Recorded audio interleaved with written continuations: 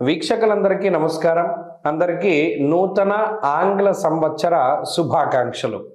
2026 సంవత్సరం జనవరి నెలలో కుంభరాశి వారి యొక్క గ్రహస్థితిని చూస్తే ఇక్కడ రెండు విధాలు. ఒకటి, దీర్ఘ సంచార గ్రహాలను పరిశీలనం చేస్తే గురుబలం ఉన్నది, రాహు జన్మరాశి యందు ఉన్నారు, ఏలినాటి శని ఉన్నది. సరే, ఇది కొంచెం పక్కన పెట్టి ఒకంత మనం ఈ చిన్న చిన్న గ్రహాల వైపు చూస్తే పంచగ్రహ కూటమి ఈ మాసంలో ప్రధానంగా కుంభరాశి వారికి యోగించేటువంటి గ్రహస్థితిని ప్రసాదిస్తూ ఉన్నది పంచగ్రహ కూటమి.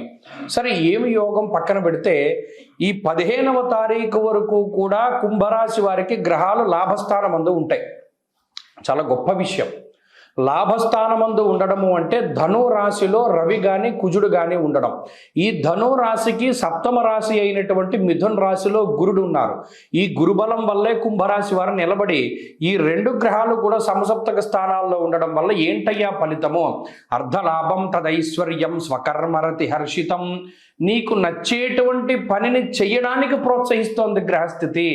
గురుడు పంచమంలో ఉండి, ఒరే నాన్న పలానా పని నీకు ఇష్టమా, చెయ్యి, నీకు దానికి కావలసినవన్నీ నేను ఏర్పాటు చేస్తున్నాను అంటున్నాడు ఆయన. లాభస్థానమందు కుజుడు ధైర్యమేకాదశగతే కుజే, పలానా పని చేయడానికి నాకు భయంగా ఉన్నది, నీకు నేను ధైర్యాన్ని ఇస్తాను, ముందుకు వెళ్ళిపో. అర్ధంచ స్వకులాచార గృహలాభ శుభోజనం. నీకు ఇంట్లో సపోర్ట్ కావాలా? రవి ఇస్తున్నాడు. రవి లాభస్థానమందు గృహలాభ శుభోజనం. అంటే ఈ మూడు గ్రహాలు జనవరి నెలలో కుంభరాశి వారిని నిలబెట్టేటువంటి గ్రహాలు. ఇంట్లో సపోర్ట్ రవి ఇస్తున్నారు, ధైర్యాన్ని కుజుడిస్తున్నారు, బుద్ధుని గురుడు ప్రసాదిస్తున్నాడు. ఈ మూడు కలిపి కొడితే ఏమవుతుంది? అద్భుతమైనటువంటి జీవితం వస్తుంది, ఆనందదాయకమైనటువంటి జీవితం వస్తుంది, ఉద్యోగంలో ఎదుగుదల ఉంటుంది, ఐశ్వర్యం వస్తుంది. అర్ధలాభం తదైశ్వర్యం, వెనకాలే వస్తుంది ఐశ్వర్యం. అటు మీకు గురుడే ఇస్తున్నారు. ఈ ఒక్క విషయం. అలాగే ఇంకో విషయం ఏంటి అంటే బుద్ధి ప్రచోదనం అవ్వడం, ఏది మంచి ఏది చెడు అనేటువంటి యుక్తాయుక్త విచక్షణని ఈ గ్రహస్థితి తెలిసేలా చేస్తుంది. పలానావాడు మనకి చెడు చేస్తున్నాడు, పలానావాడు మనకి మంచి చేస్తున్నాడు అనేటువంటి విధానంలో బుర్రకి తెలుస్తుంది. శత్రువులు ఎవరు, మిత్రులు ఎవరు అనేటువంటి విషయాల్ని ఈ గ్రహస్థితి తెలియజేస్తుంది. అలాగే ఆకస్మికంగా అవకాశాలు వస్తాయి, వాటిని అందిపట్టుకుని ముందుకు వెళ్ళిపోవాలి. ఇక్కడ ఇంకో విషయం ఏంటి అంటే 15వ తారీఖు దాటాక ఈ పంచగ్రహ కూటమి అమలులోకి వస్తుంది. అంటే అప్పుడు ఆ ప్రభావం కనబడుతూ స్థానభ్రంశానికి అవకాశం ఉంటుంది, స్థాన చలనము. కుంభరాశి వారు ఎవరైనా విదేశాల్లో ఉండి స్వదేశానికి రావాలి, లేదా ఇక్కడ దేశం నుండి వేరే దేశానికి వెళ్ళాలి, లేదా ఇంటర్నల్గా దేశాల్లో మార్పులు చెందాలి, స్థాన చలనానికి, ఉద్యోగ మార్పుకి, ప్రమోషన్లకి ఎవరైతే ప్రయత్నాలు చేస్తూ ఉన్నారో వారందరికీ కూడా 15వ తారీఖు దాటాక అవకాశం ఉంటుంది. శుభగ్రహాలు 12వ స్థానంలోకి వెళుతూ ఉన్నప్పుడు శుభమూలకంగా ధన వ్యయం చేయడానికి, ప్రయాణాల మూలకంగా ధన వ్యయం చేయడానికి గ్రహస్థితి అవకాశాన్ని కల్పిస్తుంది. కాబట్టి అద్భుతమైనటువంటి వాతావరణం ఉన్నది, గురుబలం ఉన్నది. ఏలినాటి శని వల్ల మాటపరమైనటువంటి తగాదాలు వస్తాయి. ఎప్పుడూ కూడా మీ మాటే మీకు తగువును తీసుకొస్తుంది. కాబట్టి ఒక్క విషయంలో జాగ్రత్తగా ఉండండి. ఈ మాట మాట్లాడేటప్పుడు మనకు అవసరమా? సరే, వాడెవడో మనల్ని కించపరిచాడు, వాడిని మనం కించపరిస్తే మన ఈగో సాటిస్ఫై అయిపోతుంది అన్నప్పటికీ కూడా మన ఈగో సాటిస్ఫాక్షన్ కోసం ముందుకు వెళ్ళొద్దు. మన ఈగో మన దగ్గరే పెట్టేసుకుందాం, దాని సాటిస్ఫాక్షన్ అక్కర్లా, దాన్ని అలాగే ఉండనిస్తే కొంత ఎదరికి వెళ్ళే కొద్దీ మీకు మనం అప్పుడు మాట్లాడకుండా ఉండడం ఎంత మంచిది అన్నది మీకు తెలుస్తుంది. మీ హుందాతనాన్ని, మీ గౌరవాన్ని అది కాపాడుతుంది. మౌనేన కలహం నాస్తి, మౌనంగానే ఉండండి. ఇది ప్రధానంగా ఈ నెలంతా గుర్తుపెట్టుకోవాలి. అలాగే ఈ మాసంలో మరిన్ని శుభ ఫలితాలు పొందడానికి ఈ రాశి వారు ఎక్కువగా చేయవలసింది కాలభైరవుని యొక్క ఆరాధన.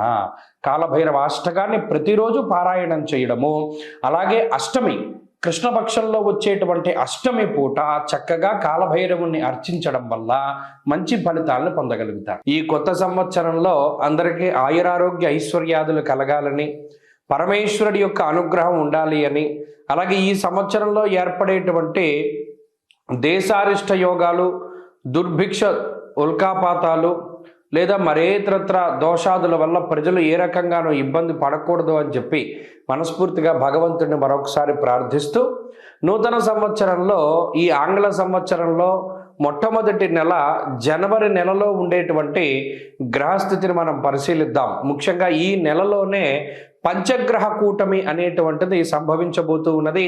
దానికి సంబంధించినటువంటి ప్రభావాలను సైతం మనం విశ్లేషణ చేసుకుందాం. దానికన్నా ముందు సంక్రాంతి ఎప్పుడు చేసుకోవాలి అనేటువంటి దాని మీద కొంతమందికి సందిగ్ధత ఉన్నది. నిజానికి భారత ప్రభుత్వ ఆమోదిత దృగ్గణిత పంచాంగ రీత్యా 15వ తారీఖు నాడు సంక్రమణ పుణ్యకాలము అనేటువంటిది అందరూ గుర్తుపెట్టుకోవాలి. 15వ తారీఖు నాడే రవి ధనురాశిని వదిలిపెట్టి మకర రాశిలోకి ఆయన యొక్క సంచారాన్ని ప్రారంభిస్తూ ఉత్తరాయణ పుణ్యకాలాన్ని ప్రారంభం చేస్తూ ఆయన యొక్క దిశ అంటే ఆయన ప్రయాణము ఉత్తరం దిక్కుగా ప్రారంభం చేస్తూ అది దేవతా కాలమానం ప్రకారం పగలు కాబట్టి ఆ రోజున సంక్రమణ పుణ్య రోజున చేసేటువంటి విశేషమైనటువంటి స్నానములు, దానములు, జపములు, తపములు వీటన్నిటికీ విశేషమైనటువంటి ఫలాన్ని ఆయన వసగుతూ ఉన్నారు. అది జనవరి 15వ తారీఖు. కాబట్టి ప్రభుత్వం కూడా సెలవులు ఆ రకంగానే ఇచ్చింది కాబట్టి ఏమాత్రం సందేహం లేదు. 14, 15, 16 పండగలు, ఈ విషయాన్ని దృష్టిలో పెట్టుకోవాలి. ఇక జనవరి నెల ద్వితీయార్థంలో అంటే 15వ తారీఖు దగ్గర నుండి ఏర్పడేటువంటి పంచగ్రహ కూటమి చాలా విశేషంగా దీని గురించి చెప్పుకోవాలి. మకర రాశి యందు రవిగ్రహము, కుజగ్రహము, శుక్రగ్రహము, బుధగ్రహము, చంద్రగ్రహము వెరసి 5 గ్రహాల తాలూకు స్థితిగతులు ఇది కాలపురుషునికి దశమ కేంద్రమందు ఏర్పడుతూ ఉన్నాయి కాబట్టి ఇది విశేషంగా ప్రభావాన్ని చూపిస్తూ ఉంటుంది. దేని మీద? వృత్తి, ఉద్యోగ, వ్యాపార, వ్యవహార, వ్యవసాయాదులపైన దీని యొక్క ప్రభావం ఉండబోతూ ఉన్నది. అలాగే అగ్నితత్వ సంబంధం ఉన్నటువంటి రవి కుజులు ఇద్దరూ కూడా భూతత్వ రాశి యందు నెలకొని ఉన్నారు. ఇక్కడ గమనించండి, ఇక్కడ మకరం భూతత్వ రాశి, ఆ రాశి యందు అగ్ని సంబంధమైన గ్రహాలు అంటే రవి కానీ కుజుడు కానీ ఉండడం వల్ల ఇది అకారణమైనటువంటి ఎండలను కూడా సూచిస్తుంది. ఈ విషయాన్ని కూడా దృష్టిలో పెట్టుకోవాలి.